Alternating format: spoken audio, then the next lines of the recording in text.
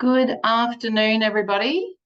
I think we will make a start.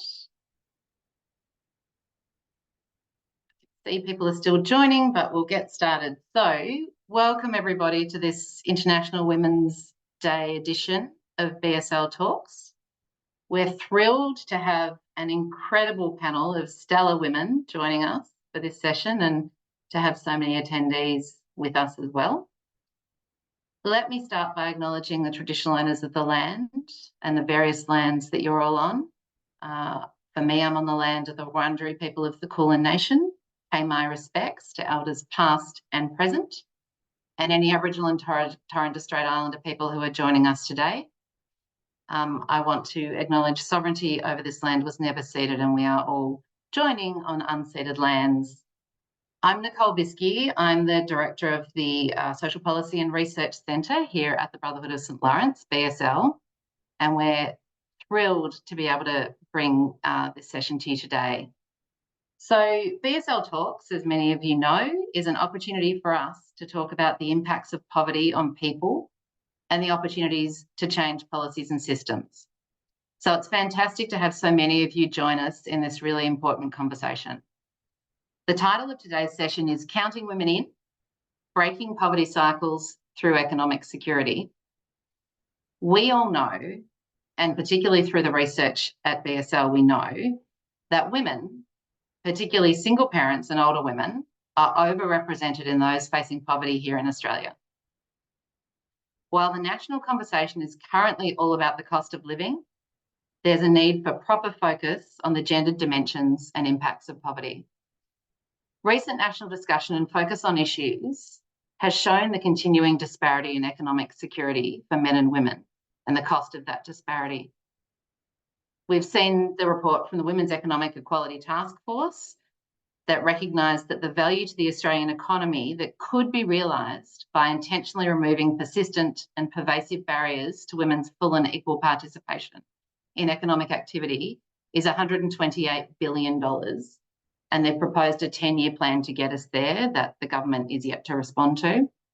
We've just recently seen the Workplace Gender Equality Agency publish data from non-public sector employers with 100 or more employees, which showed the average total remuneration gender pay gap this year is 21.7%. There have been some improvements, and we'll hear some more about those in this session today. Improvements to parenting payments single, to extend eligibility to single parents with a child under 14, and several of our speakers were very, very instrumental in that campaign. There is, of course, a continuing and necessary campaign for it to be further lifted to 16. The abolition of Parents Next and improvements to paid parental leave and childcare payments. Yet our research has shown us that perceptions and lived experience of gender roles has not significantly changed despite differing intentions and desires of women. We recently saw the report from the Senate Community Affairs Reference Committee on the extent and nature of poverty fail to make any recommendations focused on addressing the gendered impacts of poverty, despite evidence that they were provided about significantly higher rates of poverty for children in families where the main income earner is female. So today our panel will explore what's needed to make sure we get real solutions to women's lived experience of poverty and economic insecurity. Let me first introduce our speakers. We're joined by Dr. Anne Summers, AO. Anne is the Professor of Domestic and Family Violence at the Business School of the University of Technology, Sydney. She's an award-winning journalist, best-selling author of many books, including the classic Damned Whores and God's Police. And most recently, she was the author of The Choice, Violence or Poverty, which we'll be talking to her about today. We're also joined by Aradia Saina. Aradia is an expert by experience and is the co-founder of Women in Poverty. She's also a board member for Single Mother Families Australia. Therese Edwards is the CEO of Single Mother Families Australia. She focuses on changing the dialogue on single mothers and making sure women's strengths, voices and respect are central to policy decisions. She assists women in navigating complex systems to gain the information to best support and protect their families and has been a tireless champion for rights and needs of single mothers. And last but not least, we're joined by Margaret Cabaret from BSL. Margaret is a Senior Research Officer with BSL's Social Policy and Research Centre in the Work and Economic Security team. Her work focuses on women's economic security as part of the broader SEED project at BSL. She recently co-authored the Flip It report, which highlights the significance of adopting a gender lens to improve women's financial wellbeing in regional towns, as well as the Making Ends Meet in Tough Times, which highlighted the drivers and impacts on those experiencing poverty and insecurity. So we're going to first have some questions to the panellists, and there is also, of course, the opportunity for questions from the audience. And so I'd encourage you to be putting those into the chat as we go. So let me start with the first question to our panellists, and hopefully we've got all our panellists joined us and with their cameras on now. So I'm going to start, Anne, with the first question to you. You've been talking, you've been writing and taking action on ways to improve women's equality for many years. And can you start by giving us your views of where we're at in 2024, particularly in relation to women's economic security? Well, thank you for the question. It's obviously a very complex one. I think the economic experiences of women today are very diverse, and it depends a lot on where you are in terms of employment, where you are and what kind of employment you have, what kind of remuneration you have, the extent to which you benefit fully from employment in the ways that men do. And you know, some women are doing very well. But our concerns, I think, are with those women who aren't doing so well, either employed or not employed, because they're not being given adequate income for the work they do, because they're not being given adequate employment opportunities. I mean, one of the things that, two things that are very striking about the Australian labour market for women, and have been for many years, and that is the relatively low participation rate of women in this country compared with other comparable economies.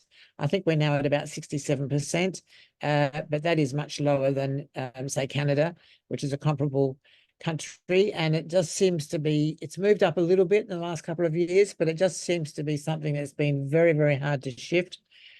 Much more concerning, as far as I'm concerned, is the extremely high rate of part-time work. The majority of women work part-time, and that metric has not shifted in decades. And I think we've never really fully investigated the reasons for that. I mean, we know, obviously, that childcare is an issue. We know the effect of marginal tax rates on the family payments, the withdrawal of family payments. We know those are very significant factors, but I think there is more to it than that. And it's something I'm actually looking at with my current research, and hope to be able to perhaps be able to provide some answers on this, because it's something that's not acceptable. It's not acceptable for women to have such a low participation rate and to work part-time when it is not their choice. It means they get paid less. It means their retirement income builds more slowly, and it's going to be inadequate when they're finished. So that's a group of women who are in the workforce, but who I think need further. We need knowledge, and we need action. And then there's the group, of course, who survive or try to survive on government payments. And that's a group that I've spent some time looking at over the last couple of years, particularly single mothers. And the, as you cited my report, The Choice, and what I was able to demonstrate using never before published data from the ABS is that single mothers, 60% of whom are single mothers because they left violent relationships, not because they were sluts or welfare cheats or whatever the usual slagging off against single mothers that happens, that these are women who were in relationships, most of them married. They left because of violence, and their choices were, if they couldn't access good employment, and about 50% of them couldn't, they're forced to go on to government payments, which, as we know, are shamefully inadequate. They were even worse before last budget, when we did succeed in getting at least some of those single mothers back onto the parenting payment single, which is higher than job seeker. But this is a group, both the women on the parenting payment and those that are still on job seeker, not to mention all the other people on job seeker and comparably low payments, who need our urgent attention because they are being asked to live in unsustainable economic conditions.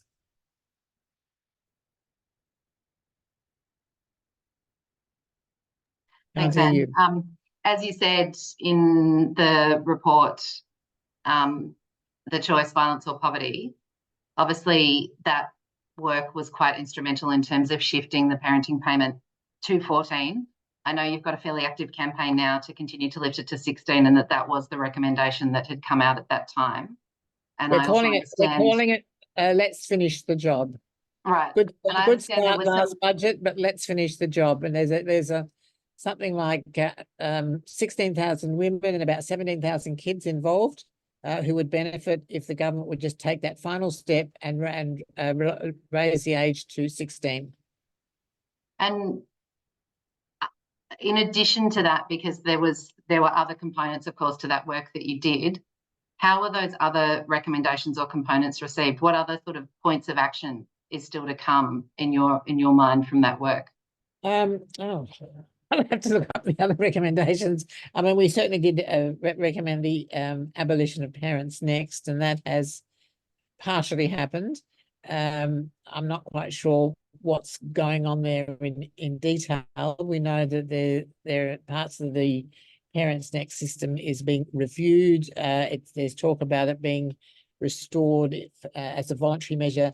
There's a whole lot of options on the table, and I must admit I'm not across what they all are. So I can't really talk to that. And as for my other recommendations, I'm going to have to look them up because I concentrated so much on the parenting payment that I didn't really haven't revisited the others. So give me a minute.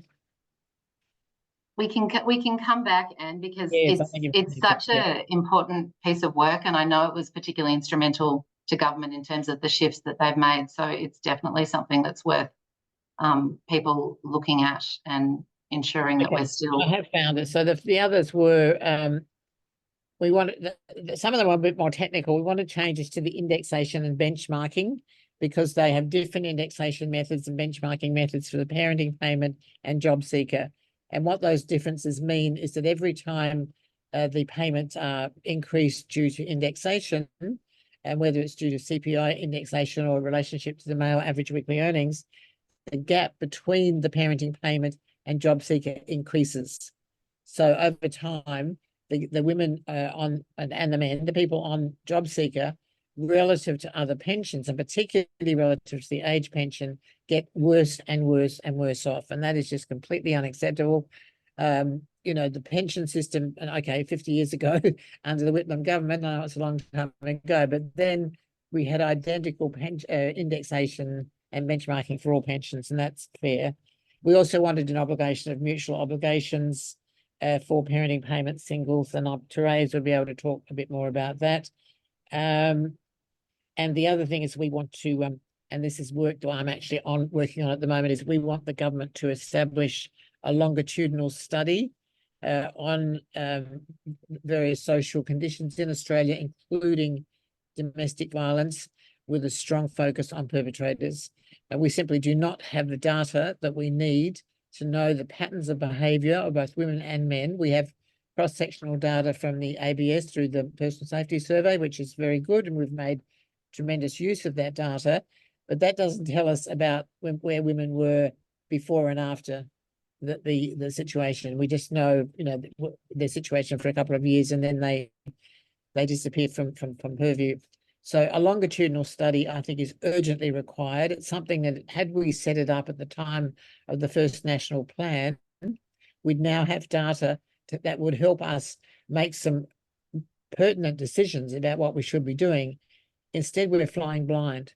We have all sorts of theories, and we have all sorts of ideologies, and we have all sorts of beliefs, but we don't have hard data on who these guys are, how many there are, how many extent to which they're recidivists, the extent to which they have multiple women on the go. There are a million questions that we need answers so that we can develop informed and effective policy if we are going to have any hope of ending violence. Thanks, Anne. And I might actually, on that, move on, Therese, to you. So obviously, congratulations to you and to Anne on the work that you've done, particularly in relation to, as we've just been talking about, the abolition of Parents Next, but also increasing eligibility for the parenting payment, and strength to your arm in terms of the work to finish that work, as we were just talking about. BSL obviously was already and also a strong supporter of Parents Next being abolished and replaced with a service focused on women, giving them the skills they really need. And we don't yet know, as Anne has said, what that replacement will look like, but what kind of supports from your perspective are needed to prevent women and their children from living in poverty? Thank you, and it's fantastic to be here. Hello to all my co-speakers, and I'm speaking today from Ghana lands. So before I answer your question, I do want to take one moment to pause and celebrate that Parents Next was abolished, because unless you're caught up in that absolutely controlling, powerful regime, you don't understand the stress and anxiety. And it had some really harmful elements to it. The ability for someone to control where you go, where you enroll your children. If you don't enroll your children, the surveillance, and a third, 160,000 in a couple of years, women had their payments suspended. And I did sit in every Senate inquiry and was hard working to get those Senate inquiries up. And what would always surprise me was how easy the department would talk about those payment suspension as if it's just like getting another letter in the mail. So first of all, that is absolutely huge. Now to answer your question, rather than going straight into the nuts and bolts, I think the most important thing we can do is change our culture and our policy settings. So if we start from the premise that there is ambition and hope and aspirations within families, irrespective of what circumstance they're in, we will get a better policy. So at the moment, our whole employment policy is based upon a big stick. And that is why it was so fantastic in Anne's report to have the abolishment of mutual obligations. The one thing that women speak about, it causes stress, out-of-pocket expenses, and it doesn't help. So the first thing that we need to do is to change our thinking. And I have in my archives the original documentation and a work around the jobs employment training scheme, which is known as JET, and the language in that is so far superior than what we've got now. So we can go back to those rich points in time. And then now, if I answer your question in more of the practical ways, I've recently done some consultations last Thursday, but also over the last couple of days on incompleted studies. So what we find is that domestic violence was a big reason why women fell out of their studies. We also find that placements, full-time placements that don't except that women may already have some paid work or care responsibilities. Our payment system is called the Pension Education Supplement, and I don't believe it's fit for purpose any longer. There's great controls by Services Australia who will give you the thumbs up of what courses you can do and what courses you can't do. There is a reasonable level in terms of our core income support system of what support it does, but as soon as you hit that part-time study load, the support and assistance really drops off. So it's sort of structured, our whole system is structured around someone who is supported in the home, perhaps with parents that can be subsidized through the family. And if you're not within that system, the ability to actually train and be part of the workforce is particularly fierce. But also we have some really ridiculous rules.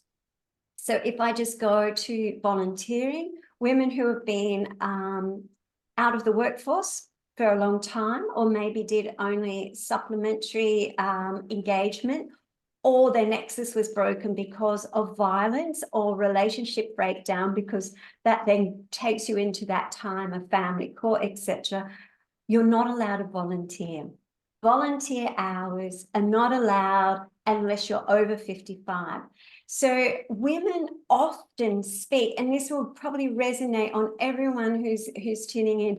Women speak about their ability to gain paid work through their connections that they make, through their networking, through developing those workplace relationships and culture and supports. And if you can't volunteer, you can't do that. So just the foolishness of our mutual obligation system actually harms us. And then if I go back to where we started celebrating around the parenting payment single, is that the other bit where we lost women and we lost their potential and we lost their talents and their richness is they fall out of study as soon as they lose parenting payment single. So in terms of an investment and in terms of why we want to finish that job, it's because we all win. We get women, and when we get women involved with economic security and financial safety, it then transfers more often than not to other members of the family, it transfers to children. There is a real intergenerational connection here, and we can then start to chip away on that very stubborn and underreported pay gap. So there's some things. So first of all, there are systems and levers within the government control that if we just pulled the right one, it would make a world of difference. And they don't even cost anything. And then we've got the ones where we can look at through investment. And the last bit that I will just share is that I have been invited and only accepted yesterday, so it's very new, to be part of the Parent Advisory Group, which is the group that is looking forward at a replacement service for Parents Next. I'm really clear about what we want, and that is a brokerage service for women to access what they need, when they need it, when they're stuck and they can't go forward. My final bit in the work that I did leading up to the Jobs and Skills Summit and around Parents Next is the inability for women to reconnect once they fall out of study. So there are some institutions blockages.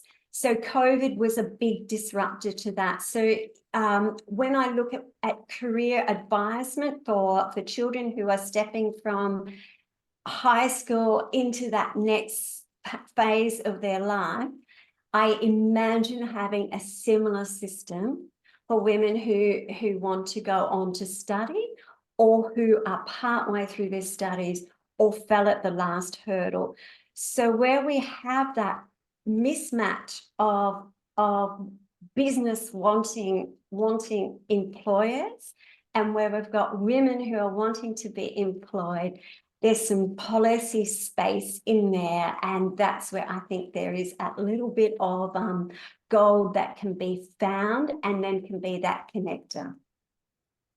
So I hope I've given enough information to start some questioning, but ending on, we need to just abolish the rubbish that is called mutual obligations. Thanks, Therese. That's an incredible answer in terms of the specificity of those recommendations, but also the celebration of the achievement and what's been shown is the ability to achieve that really important and meaningful change. So, and great to hear that you're involved in that group to talk about what Parents Next, or the next version of, will look like. So very much looking forward to hearing and learning more about that. Let me move on to Aradia, and to ask you, Aradia, as a woman with deep lived experience of poverty, you're obviously now directing so much energy to create the organisation Women in Poverty. I'm really interested just for you to tell us a bit about what drove you to do that and what the focus of that organisation is. Certainly. Firstly, I'd like to recognise that I'm coming to you from Ghanaland, and I'd like to pay my respects to elders past, present and emerging, and recognise that sovereignty was never ceded. Okay, basically, years ago, I was working, I have a disability, but I was still working. What happened was I then was married, had my son, and my disability became worse after giving birth. Then my marriage fell apart, and I was sort of left in a situation where I was I became a single mother. I chose then to go to university, and I managed to get through my undergraduate degrees in social science and in health science. I went on to do my honours, but I was actually unable to finish that due to the fact that I would spend, this was back in the days when everything was done on paper. I would have to sit there and decide whether I was going to spend $10 on my printing allowance each week, or, $10 extra on bread and milk for me and my son. So I ended up having to stop that. I was finally put onto disability, and I'm currently homeless. So I've actually now hit, I'm now a statistic. I'm a 55-year-old woman who's homeless. I am a full-time carer for my disabled son as well. So we're currently in emergency accommodation at the moment. So we're living in a motel room and have been for the last 8 months, just the two of us and our 2 cats. So what drove me was personal experience to start the Women in Poverty group, and just that sense of also to undertaking a university degree allowed me to see things in a different light. It allowed me to see the underlying structures that have basically put me where I am. So for me, it's also about changing that paradigm around poverty, that it's somehow your fault, that you somehow actually go into poverty by choice. Despite, my educational background and my qualifications in other areas, I didn't have a choice in my disability. I didn't have a choice in terms of what I'm going to do for the rest of my life. So it allowed me to actually understand how difficult it is for a lot of women to come to terms with the circumstances that they find themselves in. And I find that's another barrier in terms of when you look back over your life, this is not where you imagine yourself at 55. Nobody imagines themselves here at 55.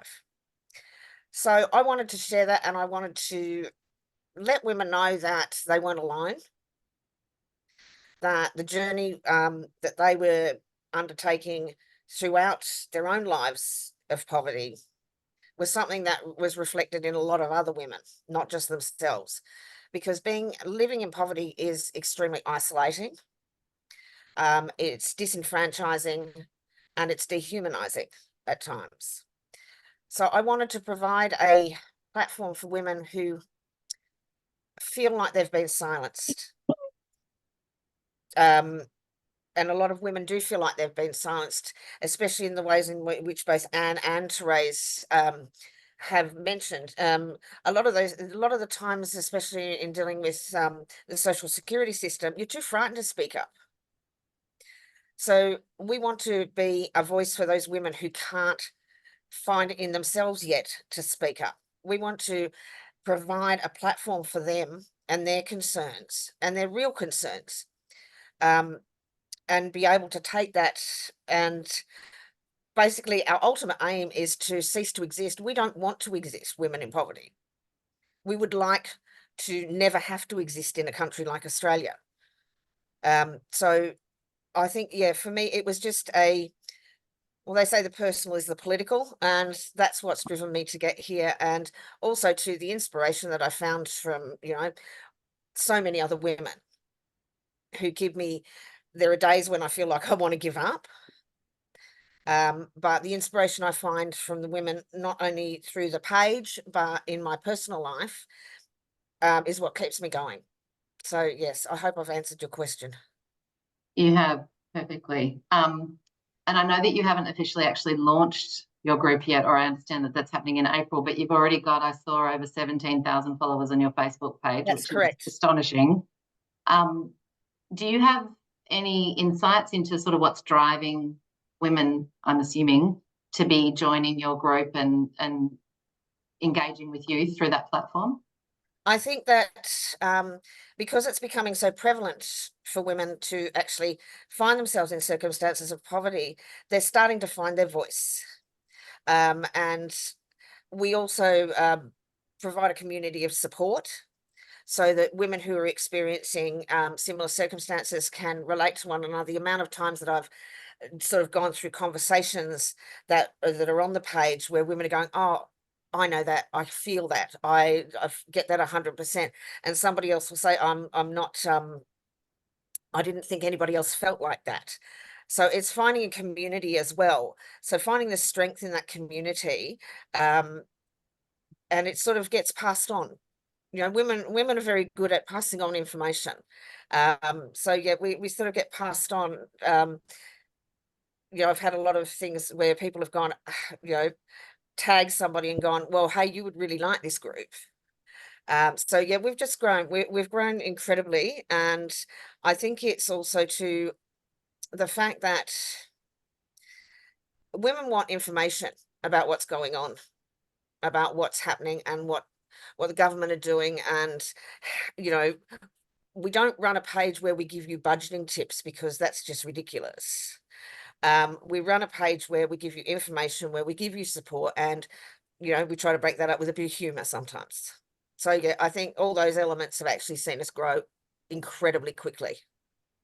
No, it's an incredible number of people to have, particularly given that it's not formally launched yet, and obviously is really striking, unfortunately, a chord with women and their experience at the moment. So yes, really interested in seeing where you go from here and how the launch goes and the influence. Well, as I that said, you're able to our have. ultimate aim is to not To not, cease to yeah. exist. Absolutely. And so just before I move on to Margaret, just to remind people to post any questions that you have. We've got some questions that have come through, but please do post any questions that you have. So Margaret, just moving on to you, the recent research that you've done with BSL has really looked at the drivers and the impacts of poverty and insecurity, and particularly for women. Can you just share a bit about some of the key findings and the actions that you think need to be taken?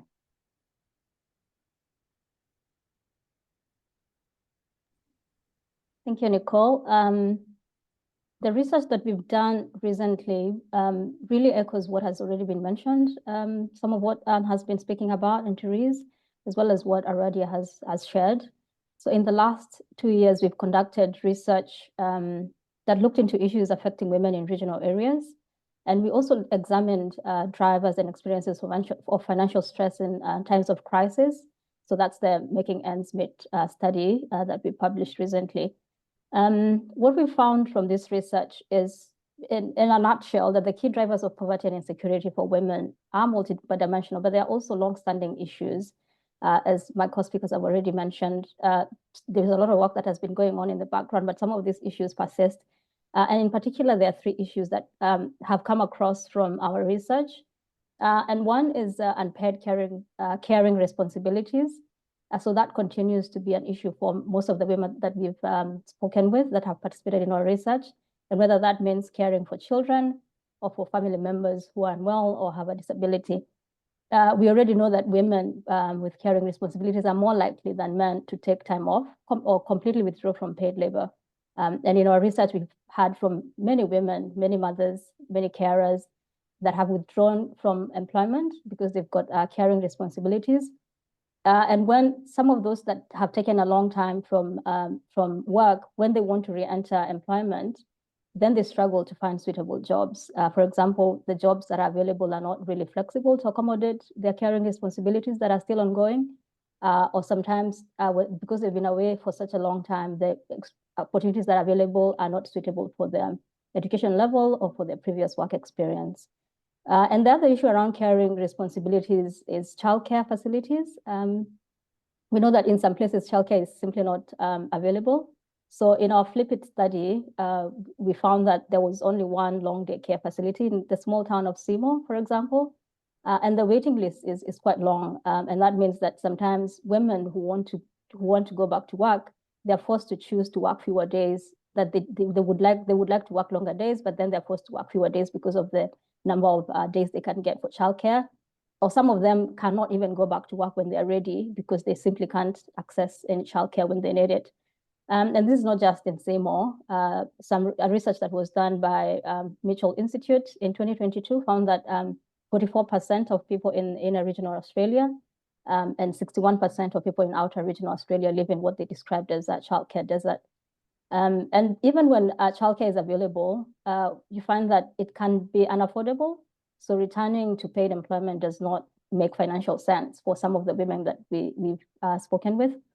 In our Making Ends Meet report, we spoke to several women who told us that they would be financially worse off, actually, if they went back to work, because the cost of the childcare, which then is compounded by if their payments or family tax benefits are withdrawn because they've gone back to work. And so they keep on being in this cycle. And our research on family tax benefits has highlighted how effective marginal rates can create barriers to employment. And again, what compounds all of this then is the gender pay gap, which is intensifying women's circumstances. So women often earn less compared to men because of some of the industries that most women work in. And then they take time off due to caring responsibilities, and they end up financially worse off in the life course because they've got less super, less savings, and they can't retire in dignity. So that's a key issue that has come across from the women we've spoken with. So in the regional areas, it's even worse for them because of the lack of investment in some of social infrastructure. So another key issue that's come across from our research is unaffordable housing. We already know that the national rental prices at the moment are the highest they have been. So home ownership is also declining. And the proportion of social housing has declined from 5.4%, for example, in 2006 to 4.7% in 2021. And so what we've heard from the women, especially the women on low income, is that they really struggle to find affordable housing. In the Flip It study in Seymour, we found that we heard about women who are actually ending up living in tents while they try to find affordable housing. So this, again, the issue of housing can be worse for women who live in regional areas. And then cheaper housing also comes at a cost. In both studies, we spoke to women who had moved to regional areas because housing was more affordable. But then this meant they have to make long commutes to work, if they work, for example, in the city. And that adds up their transport expenses. And then if sometimes they're forced to take lower paying jobs closer to where they live, especially if they're also trying to balance childcare and work. And in the event of family breakdown or domestic violence, women then end up being at a higher risk of homelessness or even getting into debt because they're now having to cover their rent or mortgages on a single income while also trying to balance work and care. So a single mom from our Making Ends Meet told us, when I was younger, I always thought I would pay off a house really quickly. I used to read those books, How to Pay Off Your House in 7 Years, that sort of thing. Now I've come to terms with the fact that I will never pay off this mortgage, and it's here until my children are adults and I can downsize. And so women are not able to reach their housing aspirations. They've given up on their housing aspirations because of the challenge of meeting their household costs. And another issue that really, really compounds the experiences that women are experiencing, the experiences of women, is the inadequate social security, which traps women into poverty. And Anne has touched on this, that we know the payments are completely inadequate to meet basic needs. And these women who are on to payments then are pushed further into poverty. Most of the women who rely on income support, employment is not even an option, sometimes because of caring responsibilities and even things like chronic health issues. We had from mature age women with chronic health issues that are barely making ends meet on disability pension, for example, or job seeker payments. And some of them have really just given up on ever living a life of dignity. And an example of that is a woman that we spoke to in our Making Ends Meet report, a 60-year-old woman, Kerry. She told us she was on disability support pension after she suffered an injury. So she wanted to keep working, but based on her doctor's advice, she could not keep working. And she told us she was spending up to 60% of her pension on a private rental property. And she was still constantly worried about ending up homeless. So this is what she said about her future. There is no future. The only future is death. I'm so limited in everything I can do that sometimes I think, well, Lord, give me cancer so I can die because I can't take anymore. So that's really the reality of the women that have shared their experiences with us in our research. Those are their experiences of economic insecurity. And there are other issues that women have shared, including limited suitable employment opportunities. For example, for women work in regional areas, and some of the women that we spoke to are in secure jobs, casual jobs, even if they don't necessarily want to be in secure jobs. I mean, those kind of jobs, but that is the kind of jobs that they can get. So those are the key issues that are coming across from our research. And in terms of addressing them, as I said, and my co-speakers have said, these issues are really long-standing, yet we still need to keep pushing for a gender lens across programs and policies, and they still need to emphasize that the recognition of the different impacts of programs and policies on men and women, especially because women often have unequal responsibilities for unpaid caring. So that having that gender lens across all the policy areas, programs that are coming up, and especially even those that are designed in place. So the need for adopting a gender lens in design of place-based approaches has emerged as really important. So addressing locational disadvantage in regional areas in particular, we have found that a gender lens is missing. And so that gender inequities are either not acknowledged fully or they're reinforced in those location-based initiatives. And one of the ways that BSL is contributing in these efforts is through the SEED project. So the SEED is a place-based project that BSL is piloting in CIMO to address women's economic security. And the model really proceeds from the view that economic security for women is more than income derived from paid work. It is not enough to just push women to work. It is really crucial to realize that the barriers that women face are intersecting. So addressing one area is not going to be enough. It is important to address these barriers as a whole in an intersecting way. So childcare and transport, addressing punitive rather than enabling employment services, as Therese mentioned, the lack of access to training and education, the shortage of quality, affordable housing, the family violence support services, social security, all of these issues are connected and they need to be addressed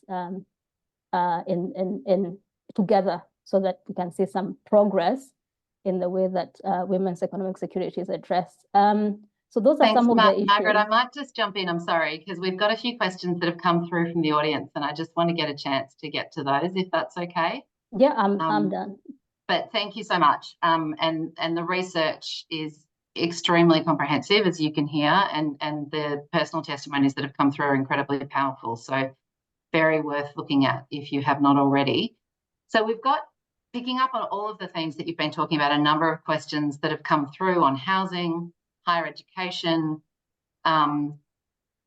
additional work that government can do, additional proposals for research, additional needs for definitions and support.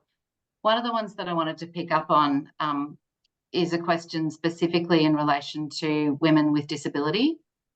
And there's a question about the Royal Commission into Violence, Abuse, Neglect and Exploitation of People with Disability highlighted the disproportionate effects of women with disability in relation to poverty and violence. Maybe, Anne, coming back to you, is this something that came up in the research that you did, looking at that intersectionality of women and disability and poverty and violence and the compounding effects of that? Yes, it did. I mean, my main focus was to look at the group of single mothers as a whole.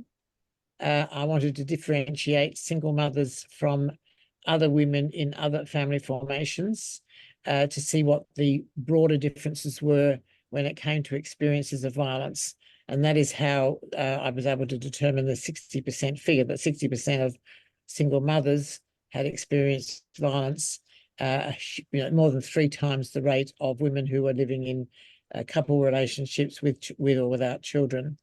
There were, and in addition, the data also gave us some breakdowns of different types of women.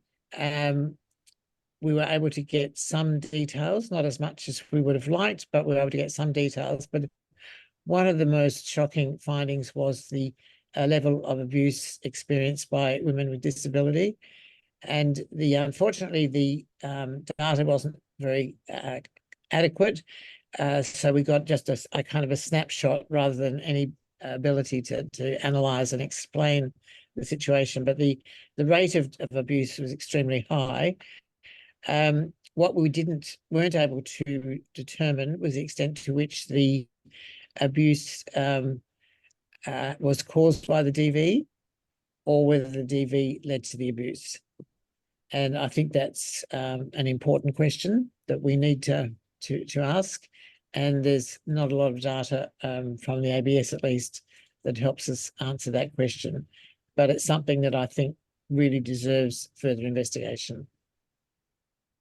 We've also got a couple of questions in relation to housing and generally whether you feel collectively, all of you, that government is doing enough in relation to housing. And obviously, I would suspect that the answer is no from the conversations and perspectives that have been already presented.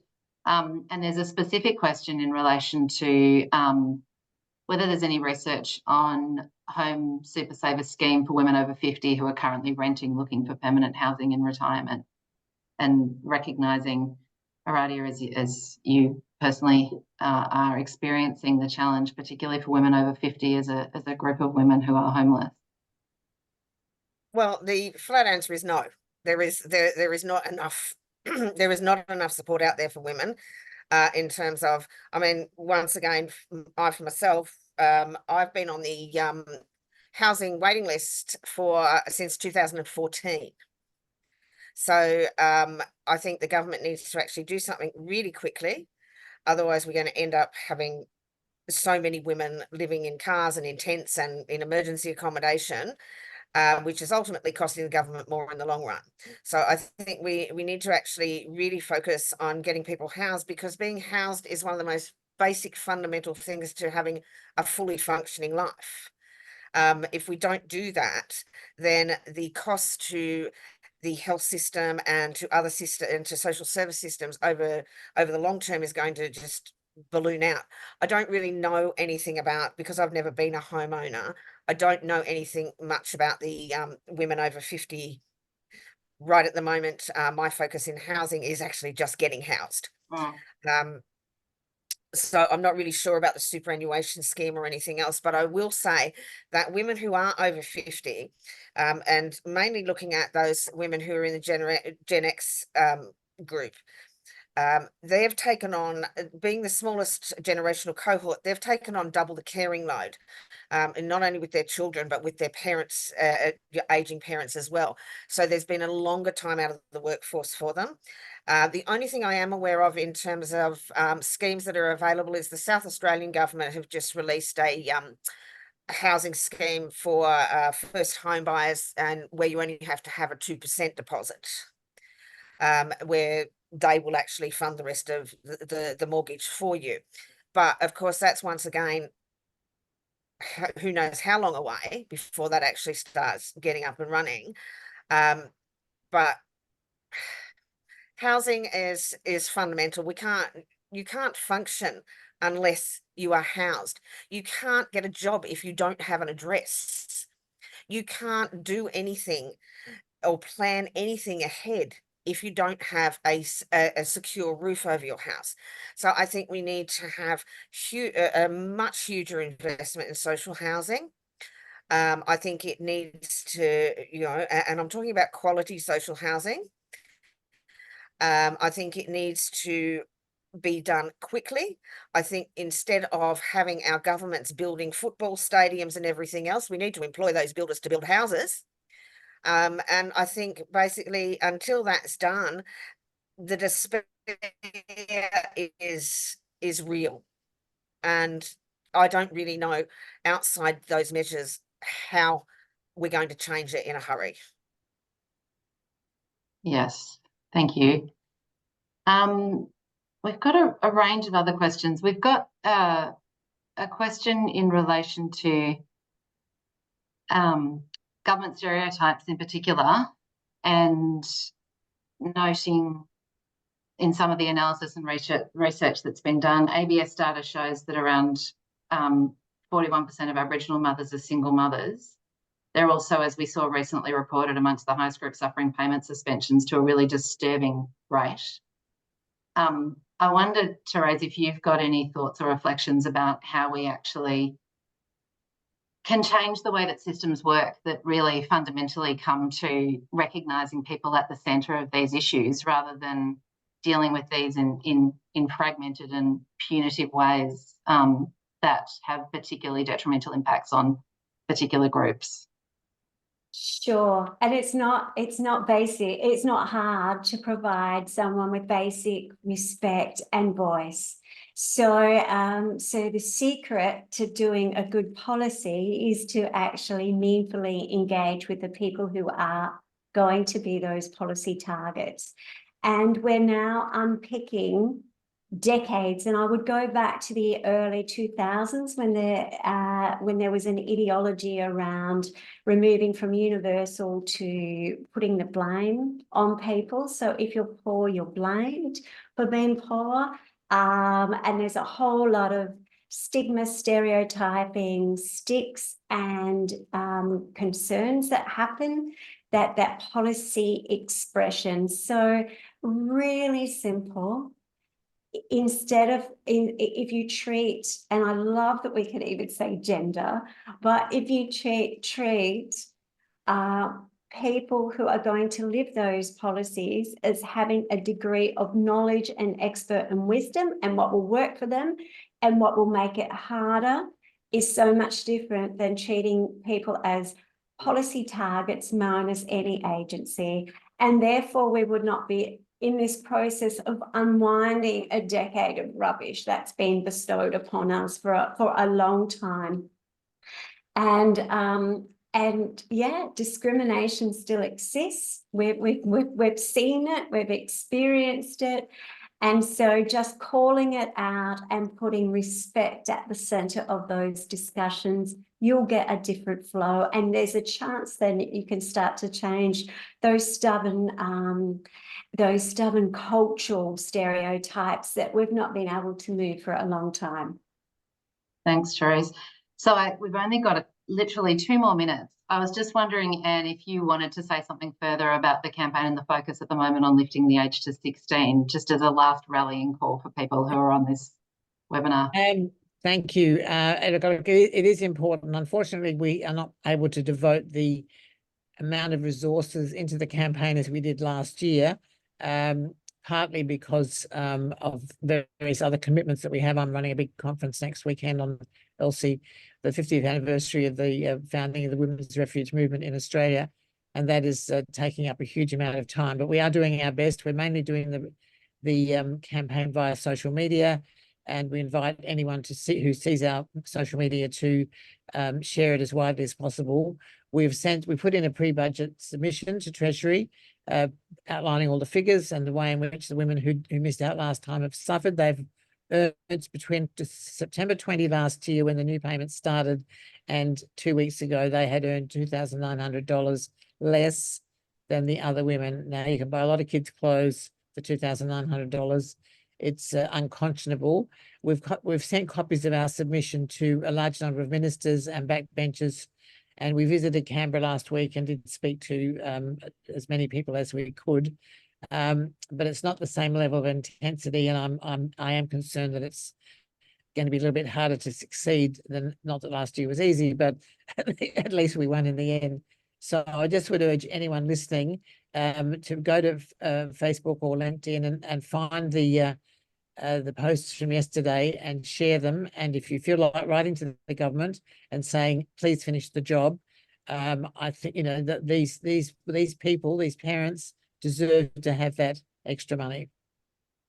Thank you so much, Anne, and thanks to all of you for making time to join us in this discussion today. You're all doing phenomenal, important work with such battles and hills still to climb, but we really appreciate your wisdom, your work, your energy, and all of you sharing your perspectives with us today, and really echoing Anne's call there to engage with that work and campaign. And also, if you're interested in the Aradia's work, really following up on that as well. So thanks again, everybody, and have a good International Women's Day. Thank you. Bye. Thanks, everybody. Thank you.